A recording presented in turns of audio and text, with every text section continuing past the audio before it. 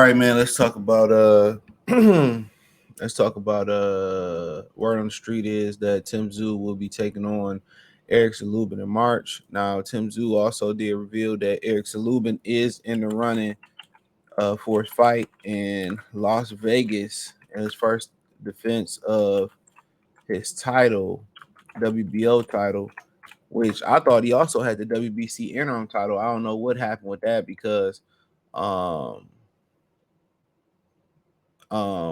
because I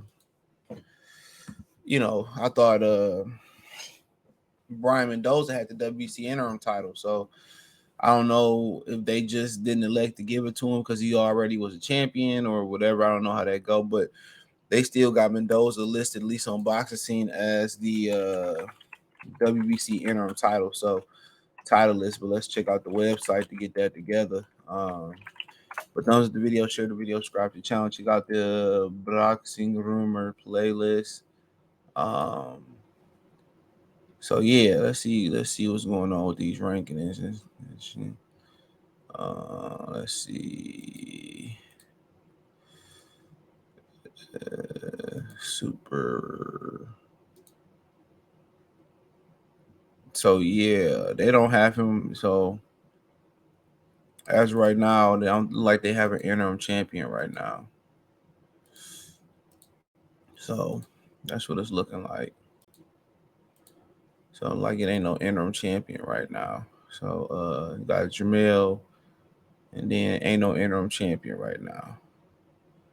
I don't even see Brian Mendoza ranked on here. Yeah, they still got him as the interim champion. So yep, they still got him the interim champion. So I guess when Tszyu beat him, that he got to stay as the interim champion. Which I mean, they wing it.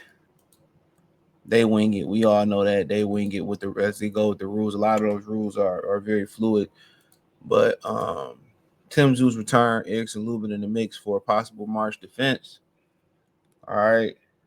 So it says Tszyu reportedly is heading off to Thailand to begin training camp for a potential March date for his next world title defense. So he going out early.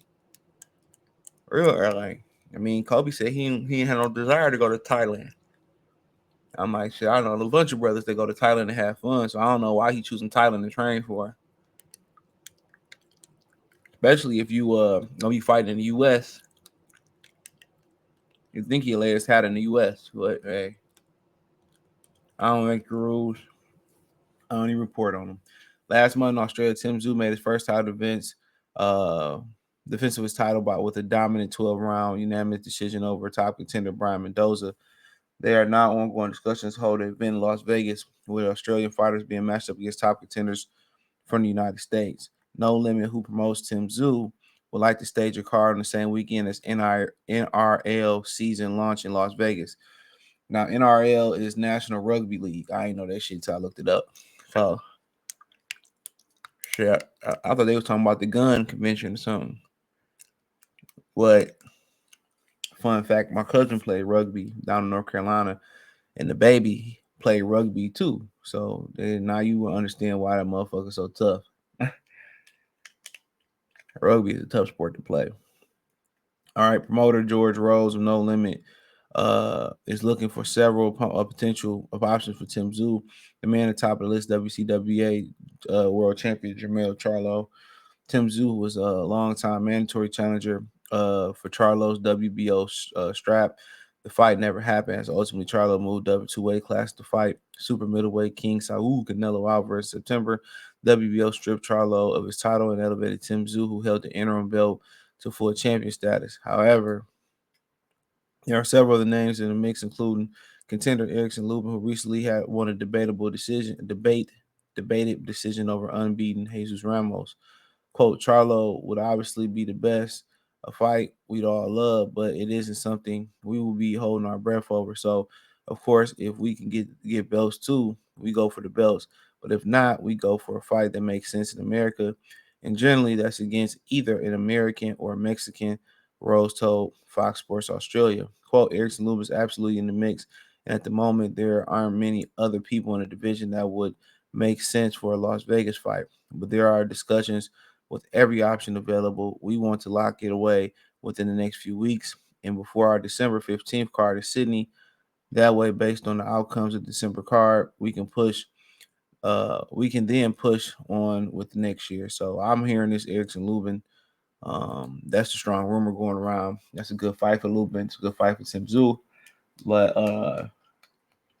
Lubin gonna have to bring the sauce in that fight, you know, and it's gonna have to be the right sauce to be real, because you can't move too much versus Tszyu. You know what I'm saying? I think you got to get your jab off, and I think you got to touch his body, push him back some, move a little bit, hold your ground a little bit, stay behind your speed. You know what I'm saying? And I think if you're gonna throw tough, you're gonna throw a lot of hard, you're gonna throw hard shots. You want to throw them to the body early, take his legs from him. But if Lubin gonna try to box him 2 rounds, Tim Tszyu just gonna walk him down and cliff him late. Kind of similar to what happened this weekend with David Benavidez. So, him and Benavidez got some similarities, you know what I'm saying? Especially walking in without a jab. Lubin should be throwing all types of jabs. That jab that Andrade threw, that's the jab that, Terrence Crawford said he knew was not going to work with Errol Spence. You know what I'm saying? So he came with a hard shotgun type jab. That's the type of jab you're going to have to use with Tszyu. You know what I'm saying? A hard jab that's gonna let him know. And then you mix in the pepper and jab or whatever. But he's going to throw hard jabs every now and again to stop Tszyu in his tracks, and then rip the midsection and take his core. You got to take his legs. He's shown to be able to take the shots upstairs. But another thing too is, you start showing them angles. You see Mendoza was just sitting in front of him. Start turning them and showing them angles and trying to find uppercuts. And Lubin got a good uppercut. Try to punch around the guard. You got to turn him a little bit too, but Lubin can't exert too much energy. Early on, Lubin should be establishing that jab and establishing a lot of body work. Pushing them back, all that. That way, if he keep that jab in his face, he can't load up on shots like he like to. But it's a good fight. With Showtime going, I don't know who's gonna pick the fight up. I don't know if Amazon will have an interest in it or not. I don't know, but we gotta wait and see. Yeah, we gotta wait and see to see who will have an interest in doing this fight. So I just think that it's another good fight for 2023. Better BF is taking on forget the dude's name he's taking on. So it's good to see him fight. Tank and Isak Cruz. Thurman and stay on is a good fight. Terrence Crawford, Errol Spence supposed to be happening again. So so some other fights lined up for 2023. This is a good one. Tszyu, he knows how to fight those slick black fighters.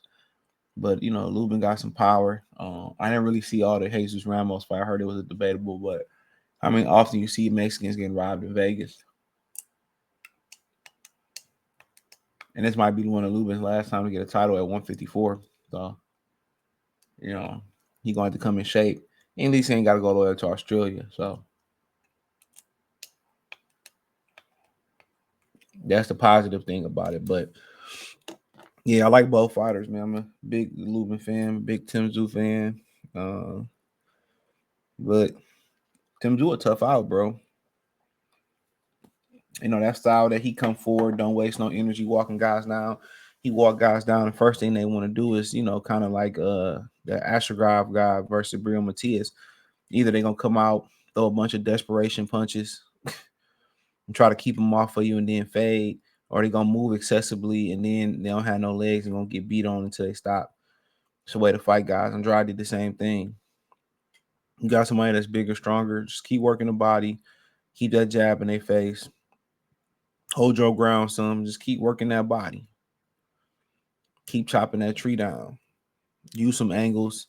Find some openings. You know what I'm saying? And then when they punch, you know what I'm saying? You got to be prepared to catch and shoot. That's what made Bud so deadly. Bud was catching and shooting, punching with him, returning fire. If he can punch and you ain't gonna return no fire, ain't no fear of getting countered, you already lost. You know what I'm saying? You already lost the fight. It has to be, fear has to be established. Fear has to be established. I say it again. The fear of something has to be established. It has to be established. You have to establish fear. If I can punch and don't nothing come back, ain't nothing coming back, you know, and that's what made Bud so deadly versus that's what made Bud so deadly versus Errol Spence. Every time Spence threw something, he had to pay. Anytime he came through the front door, he had to pay. Even if it was a tussle, even if it was getting manhandled in the clinch and there wasn't no punches, he had to pay. And when guys like Tszyu start throwing, he must pay. You must make him pay. And if that's breaking his combinations up or his punches up with a hard jab, because a peppering jab ain't gonna do that. Hard, stiff jab, pause. But he must pay. When he throw, you can't just sit there. And when he throw, you go into a shell, you go into the corner, he get the beating on you. No, when he throw, you better be prepared to punch with him or catch and shoot. Simple as that. So, yeah, let me know what you girls and guys think. Thumbs up the video, subscribe to the channel. Hit the link tree. You can find me on Twitter, Instagram, Spotify, Anchor, Cash App, Venmo, PayPal, Apple Podcasts, Google Podcasts, the whole nine. Find me everywhere. There. Don't forget to check my new channel, Wild Goodfella TV. You can find me there. On my Detroit channel, March Street Sports Talk. That links in the link tree. Check out my new channel, Free Game 89, FR33 Game 89. That's in the link tree in the description. Check out the box room playlist for more videos like this. Peace.